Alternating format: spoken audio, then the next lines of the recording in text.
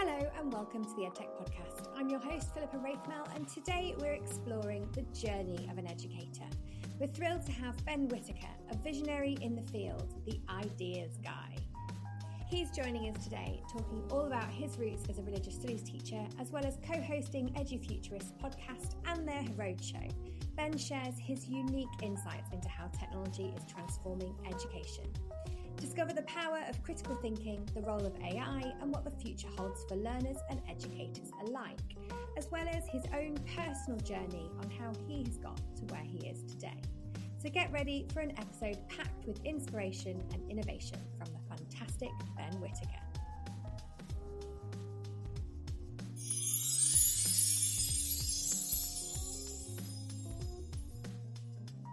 Hello and welcome, Ben Whitaker, to the Edtech podcast. How are you?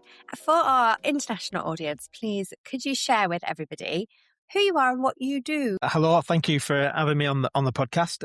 Been a long time viewer in this space. I am a former religious studies teacher and senior leader in UK schools. Currently now wear two hats. One is as the co-host of the eduFuturist podcast and our events and stuff. So in a similar space to what the EdTech podcast is. And also I work supporting organisations to think differently, usually around tech and AI. But it's not exclusively around that. Sometimes it's around mental health, authenticity, strategy. And I do that under the banner of the ideas guys. Yeah. And it's speaking at conferences, coaching, workshops, a few other bits, keep myself busy. Absolutely. And you definitely are very busy. Actually, just to come to your past, really, of being an RS teacher or an RE teacher, what would you call yourself, RE or RS? I call myself RE, but lots of people called it RS. Depends on what school you're in, doesn't it? I think we did RE at school, and it was, no offence, but one of the most dullest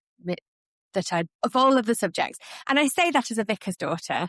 I should have probably enjoyed it more. But actually, more often now, I hear of it as being this debate-driven, this very vocal, this opinions. It's more theology, more discussion, more kind of, not having one quantified argument or one focus, but actually so many. Do you think that kind of passion and that sort of grounding is what puts you in really good stead for being a coach, speaking on stage, being able to have these really deep discussions with leaders? Yeah, I do think so. I still think there's lots of schools that deliver RE or RS in that space. There's lots of really, really good RE teachers as well. Interestingly, when I first started teaching, it was very discursive, very much a philosophy. What do you think about this? Big topic issues. And then there was a curriculum review and it went very much, here's a really strict curriculum that we need to follow, which caused, I suppose, a little bit of a change in that space. But I still kind of kept philosophy, theology, ethics style, discursive teaching. But absolutely, I think it has set that whole trajectory of what I do. And some people say to me, how do you go from teaching make-believe? I don't mean that offensively. How do you go from teaching make-believe to teaching ones and zeros and technology? How does that go? And actually, I think the thread that goes across it all is that ability to do critical thinking, that ability to look at things from a variety of viewpoints and be able to develop judgment and values and trust and other things like that. So I do think that's come out of that RE classroom. Yeah, I mention it more so because probably in the last 2 years I've met, I probably can't count on my hands how many people work in EdTech space who've actually taught RS or RE in school. And I think that's really interesting. I actually bumped into someone at a conference who was giving a keynote, which was incredibly deep and futurist and thinking, very broad brushstrokes, to find that actually my dad had coached him to become a vicar. And it was like the most bizarre thing. But I find this real correlation. And from talking to people more and more, and I just sort of feel like there is a real, this ability to discuss the unknown, the possible. And really, I guess that kind of brings us to eduFuturists. Like, that's what you talk about, right? That's the premise of it. Tell us a little bit about it. Yeah, so eduFuturist started, this is funny, it's 10 years old it was 10 years old in February, and we started as a podcast of two, actually we were both RS teachers at the time, two tech teachers, or teachers who were interested in tech, and it was designed, and we called it In the Studio with the EduTech Project. It's just absolutely the worst name for a podcast in the world, but it started as these are some tech tools we found. We want to help people use them that weren't using them because it's relatively early in that space, right? And so it was that very much for a long time. then we moved it into a broader, we found ourselves in that conversation around what does the future of education look like? And we're not just talking 10 years time, but we're also talking today, tomorrow, next lesson. So what does the future of education look like? And then interestingly moved into education full stop. So we're not talking just school. We're talking about all the wraparound education services and learning that happens beyond compulsory school and university, learning development in businesses and in your own professional lifelong learning. So the principle around eduFuturist is how do we shape what the future of education could look like? And it's no surprise that a lot of the conversations become around technology, but it's not the only thing that sits in that space. Yeah, absolutely. Because you are dealing with, this kind of, for a lot of people, especially 10 years ago, very much unknown, very much kind of, what could be, and the hope really that of what it could bring to classrooms. Does it still baffle you? Because it really baffles me that some teachers don't use even some of the most basic EdTech tools. Those little things, those little tiny things that for you and I become really normal 10 years on, longer. Does that still baffle you? It does and it doesn't. I think my first reaction is it does baffle me because I think the time save and the efficiency and the fact that I've got tools that help me with everyday life, but also teaching. I don't think I could teach without it. And interestingly, I don't think many teachers do teach without it. They just think that EdTech means PowerPoint, putting it on Teams, putting a message on Teams. And it could be all those things. The flip side is that it doesn't surprise me because of a number of things as well. I think because the pace of change is so high and the teachers are like, well, it's this. And then by the time they go to use it, it's this. And then there's another tool and there's another thing out there. I think the reason why a lot of people don't do is just because there's an overwhelm of I don't know where to start, I don't know what there is. And the other thing is there is this narrative, isn't there? And it's funny for us that in that EdTech space, there's a narrative that somehow if a student does something on screens, it's not as effective, it's not as efficient, it's not as good learning as if they with a pen and a piece of paper. And the third thing that ties to that is the fact that the assessment model across the world is still generally sitting in a room for 2 hours on your own with a pen and a piece of paper as a memory test. So therefore, why would people embrace educational technology when they know that the measure that they're getting measured on primarily as a teacher, and the students in their class is an analog test? No, it doesn't matter how good you are at EdTech because you're going to sit and do it with a pen and a piece of paper. Yeah, so true. But then it just helps so much, doesn't it, of you remembering that? I know I will audio things that I've written to listen to them so that I can understand and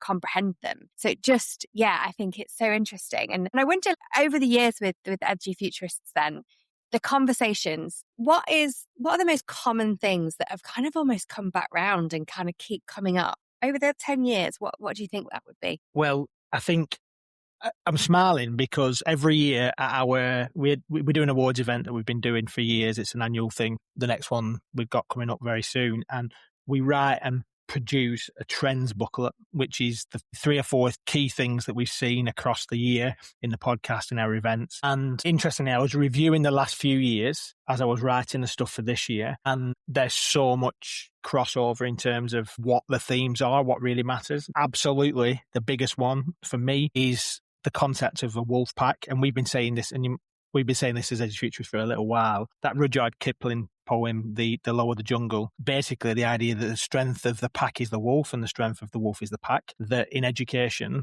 that we've created a comparison with performance tables, with ranking, with all the other things that go with it. But actually the thing that really matters and will matter for the future of education is how we do this together, and that we're lone educators. And I think the idea of it takes a village and is working together is definitely sure. Second thing that kind of resonates really is around how technology in most senses won't replace teachers. In fact, I do think some technology has already replaced teachers because kids are learning on TikTok and kids are learning on YouTube and whatever else. So the teaching has been replaced, not necessarily the teacher.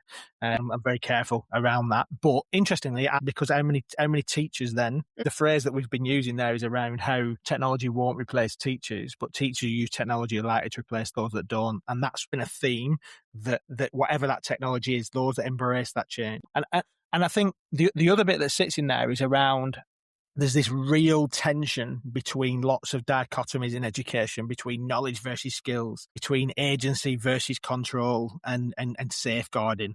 And as if they're two opposites, they're absolutely not.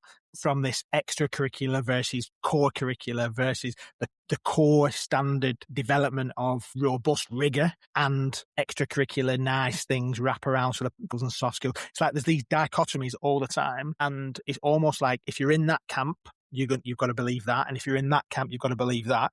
And what we're finding is that we think the future education then will have that real sense of both and rather than either or. And I think that's a philosophical position that sits in there. And the thing that I reckon is quite interesting, considering me and Steve, who do the EduFuturist podcast together, have just finished the book that's coming out in the summer, is the idea of pick and mix education. And we think that the future education is going to be pick and mix. So the book's written to parents, and dialed into all of that is the idea that parents have almost, and I don't mean this disparagingly, I'm a parent who does this as well.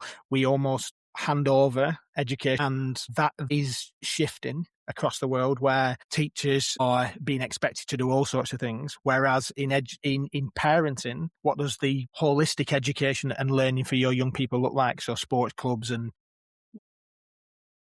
other extracurricular activities, mentoring, coaching, all the things that sits with it. And we're thinking that the future is likely where parents have got a little bit more control and say over that. Yeah, absolutely. I love that. I read a book quite a few years ago now called Boys Adrift, and it's a psychology book around bringing up children. And there is one called Girls Adrift as well, but the original one was Boys Adrift.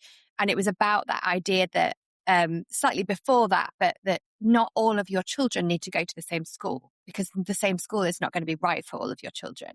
And actually, we're putting lots of labels on children, but perhaps it's the setting and perhaps it's not necessarily that environment that suits them. Whereas there might be a school down the road that is really great for them. And yes, logistically, it's going to be a bit of a nightmare, but actually for that child and for their development and their growth, the difference in the way that something is delivered or perhaps something is shared or perhaps the curriculum is laid out suits them in a way that means that then they can understand, they can learn, they feel like they belong, as opposed to just, oh, that's the school that we all go to because it's the school that's in our catchment, or it's the school my brother went to, or whatever it happens to be.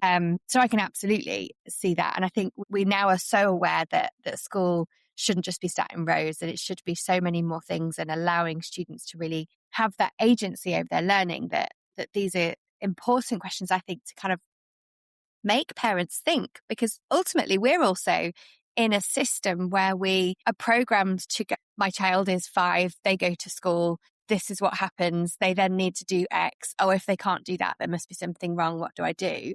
And actually, that's not the case. There are millions of children, even in the Middle East where I am, that are homeschooled.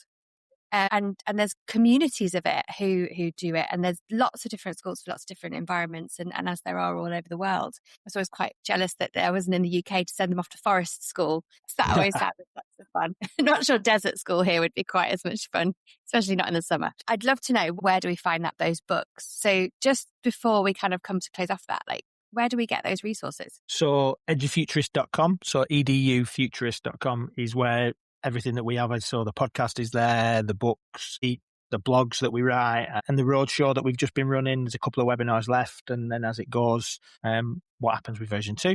So if you can get involved in any of them. The book, as it's not yet announced, it's almost, I suppose it is announced. We've started announcing that it's going to be ready. You'll find all that information on there, but we are actually developing a companion website at Pick and Mix, so as in pickandmix.education as well. So watch out for that. There's some things moving in that space. So yeah, exciting.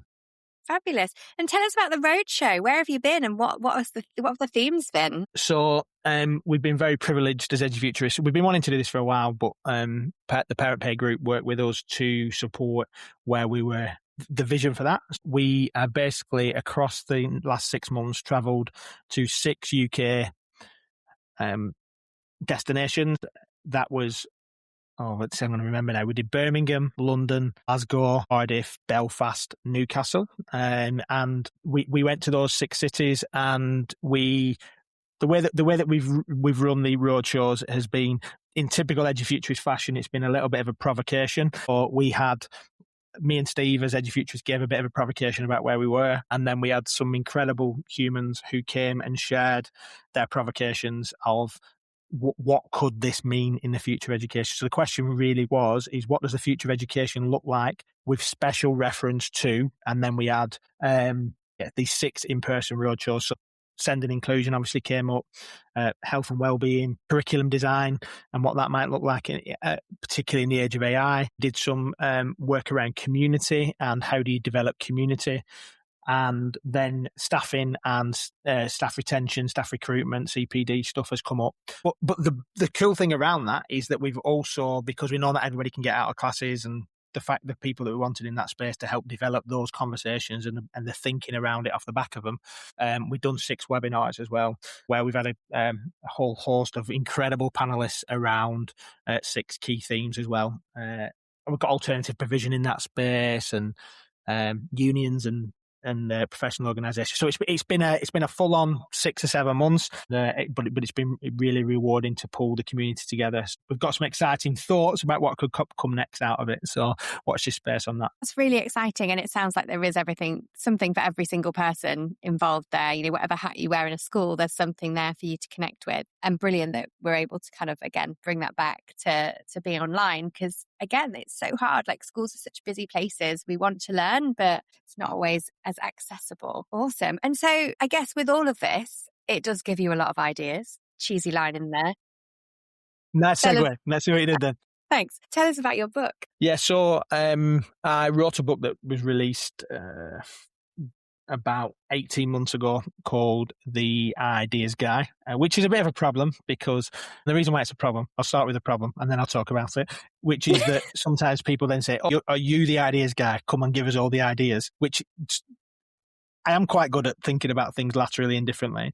But I also, the whole premise of the book is designed to help. Here's some ideas that other people have had. How do you develop your own ideas? So the book is designed, it's called The Ideas Guy. And in all of that conversation, it's 23, 24 people across the different chapters. Famous people. Some are a little bit controversial, some that are still with us, some that aren't, some that are in mainstream, some that probably less well known. And what I did is I did a little bit of these are the ideas that I think that they've developed, and then what can we learn from them? So each chapter is designed around the ideas framework. So innovation, digital, education, authenticity, strategy. And then within all that, there are some ideas that you might be able to put into your life, depending on where you are. You don't have to be in education. You could be in business. You could be in parenting, whatever you're trying to do. And are there some things that you can learn from these incredible humans? And like I said, I don't believe everything and agree with everything that they say, and I don't believe that they are the paragons of society. But I think it kind of, and it got me a little bit of controversy, if I'm honest, because I think some people are like, well, if you've got Elon Musk and Joe Rogan in your book, they are a little bit polarizing. And what my principle around it all is it's not about these people have got to be perfect, because we can learn from anybody. And that's what we need to do, rather than just like say, well, we're not going to learn from them because X. What can we pick up from them? So that's a principle of the book, really, helping you develop your own ideas from the ideas of others. And I think as well, it is quite closed-minded to go, well, I don't like them, so I'm not going to listen to what they say, as opposed to going, I don't agree with them, but the way they're doing it is very clever. And actually that method, that thought process, that is something I can understand and maybe take on board with for a certain extent. It is more about that kind of side of it, isn't it? It doesn't necessarily, we're not here to get along with everybody. We're not here to agree with everybody. But actually, as a grown-up, it's more about us saying, okay, I appreciate that works. That's a clever method, a clever way of doing things and thinking outside the box. Was there part of the premise of selecting some of those people? Because obviously the more differing characters, the more people will resonate with at least one of them. Yeah, I think, yes, the resonance, because I think some people will look at a Maya Angelou and go, yeah, I get that. But then others people aren't into poetry, aren't into literature, and therefore would look at that and go, not sure. But then a digital person might look at somebody like Sam Altman from OpenAI and go, there's something to learn from him. And actually, it's playing out on the world stage, a lot of this stuff at the moment. So yeah, I think there is that ability for you to be able to find somebody that you think, oh, I like what they're doing. But also, like you said, to challenge your own thinking and to look at and go, I don't like them, but is there something I can learn from it? And I think there's a real strength in being able to hold that idea and hold the person and their idea as separate. The truth is that there's lessons to learn from all of them. And I have got 2, 3, 4 more books ready to go, pretty much, in terms of the thinkers and other people that could be in these spaces. But I think there's a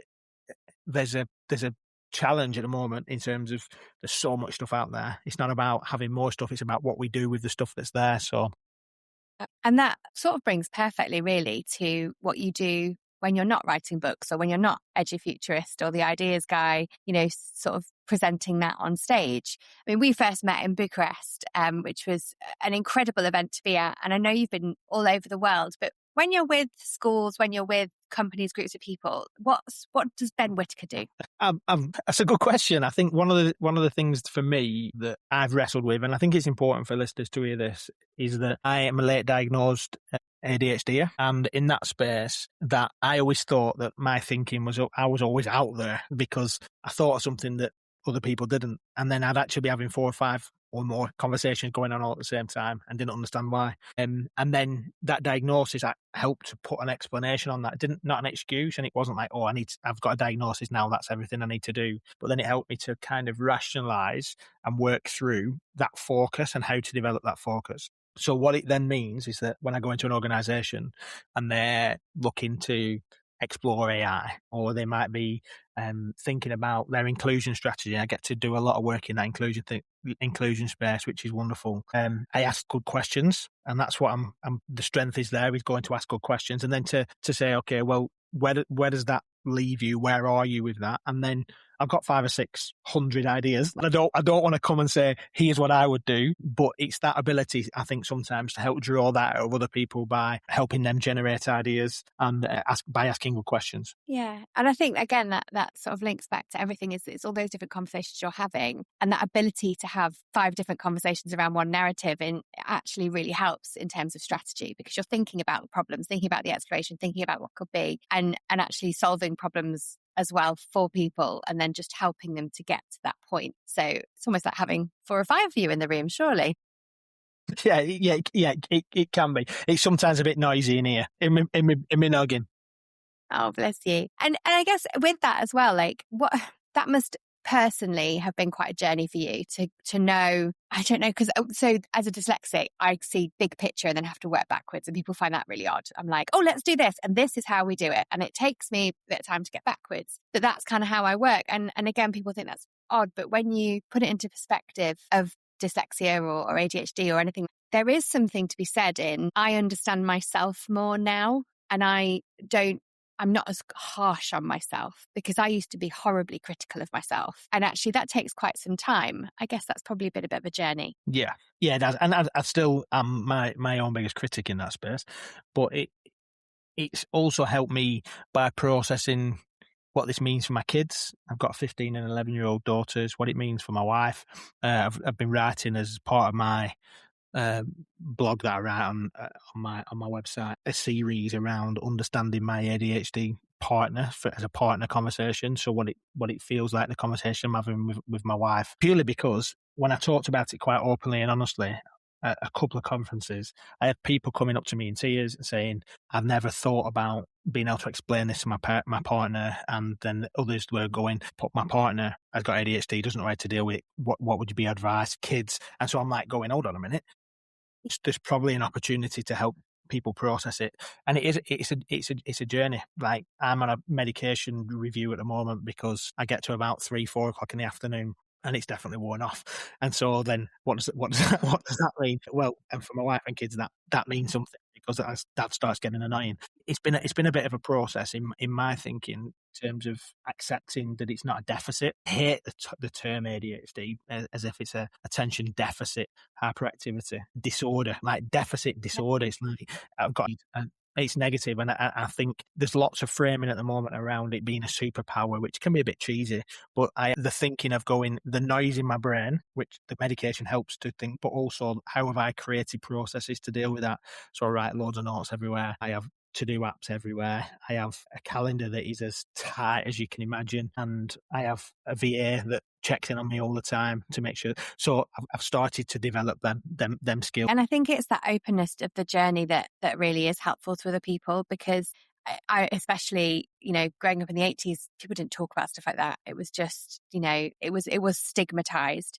And interesting that you bring up the whole superhero thing, because I feel like a lot of people are saying, in a similar way to the teachers who use tech will be the ones that survive. People are talking around people who have got additional learning needs, or, I'll say disabilities again because of SEND. But actually, if you've got ADHD, being one of the people who will lead the world, will lead these innovation, will lead, things, because actually we might have seen it as a negative, but when we now know more and more about it, if we can put mechanisms in place to direct all the thinking and to help support that person, got literally like 4 brains going and wild in there with ideas and things that can happen. And that's incredible. Like, it is a superpower to be able to think that quickly and that critically. And it can also be a super curse in the nicest possible way as well, because then you overthink and you doubt and you look at 12 or 600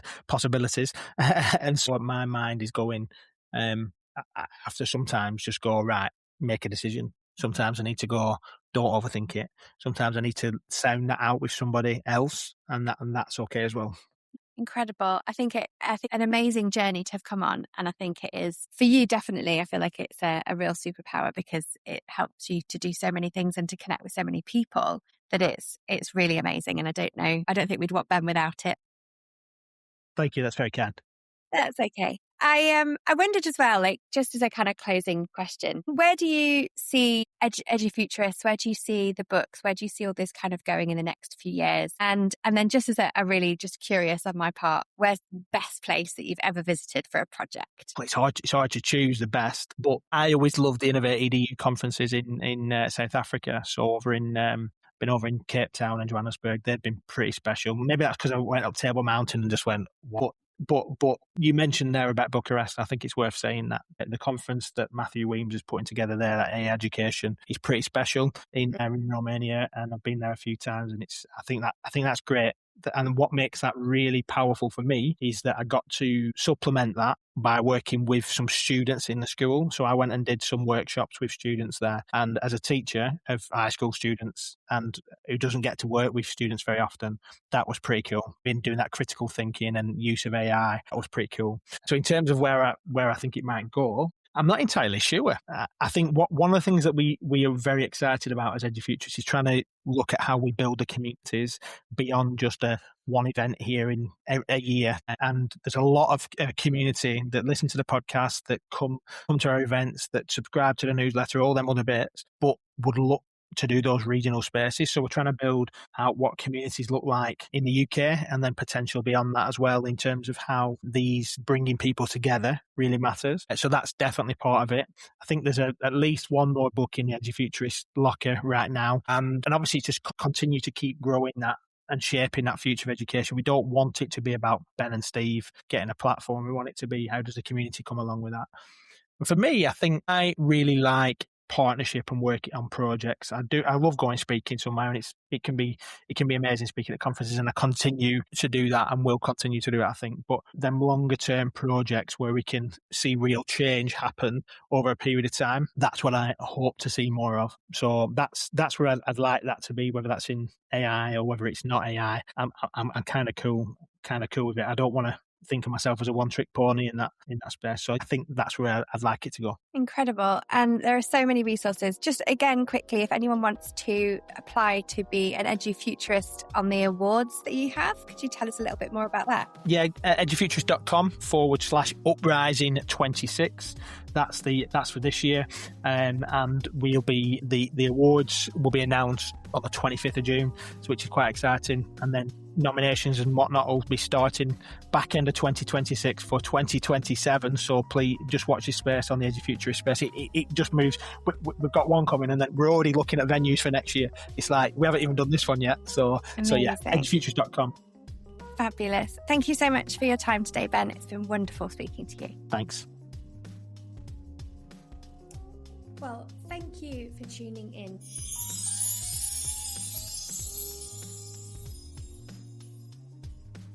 Well, thank you for tuning in to this enlightening episode of Ben Whitaker today. I love talking to Ben. Apart from anything, He makes me feel so happy that there are people like that helping others in schools and around the world with education technology. It's Ben's attitude towards everything that he does that makes it so at ease and allows people to really understand what they need to gain from education technology. He's a real inspiration, and I hope you found some inspiration from the stories and insights that he shared today. Through his journey, his own personal goals, but also his own personal journey with learning about ADHD and how that really drives his own passion and dedication, and also how it helped him to find out who he really was. Remember, the future of education really is in our hands, and embracing technology is the key to unlocking new possibilities. If you haven't seen one of Ben's roadshows or listened to his podcast, I implore you to do so. Check out his website, all listed in the show notes. And don't miss out on more exciting content. Please subscribe, like, and share the EdTech podcast wherever you get your podcasts. Join us on this journey of exploration and innovation every single week. Until next time, keep pushing the boundaries of what's possible in education.